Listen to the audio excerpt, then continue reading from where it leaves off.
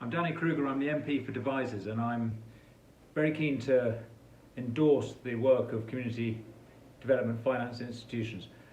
There's a problem in our economy generally, and that's the dominance of a small number of very large players. And you see this in our digital economy, in the energy sector, in the food sector.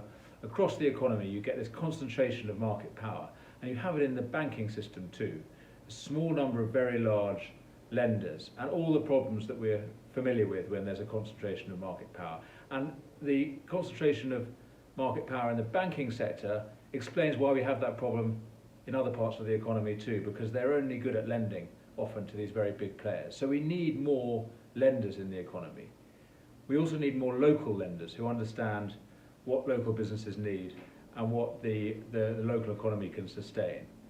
And we need more patient lenders who understand about the long-term needs of companies and the real importance of sticking with it and waiting till you get your return on investment. Basically, we need lenders whose interests align with those of the community as a whole, not just the interests of the shareholders of a business. And that's a totally different form of lending to the one that we are so familiar with. And it's why I think CDFIs are so important. They're more flexible in the way that they lend and they work. They don't have blanket lending policies. They don't rule out specific sectors or even companies with a bad credit history. They can apply real human judgment to the decisions they make about lending.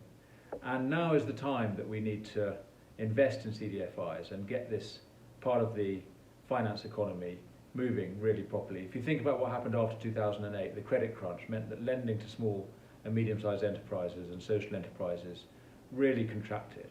And we've got to avoid that happening in the aftermath of COVID.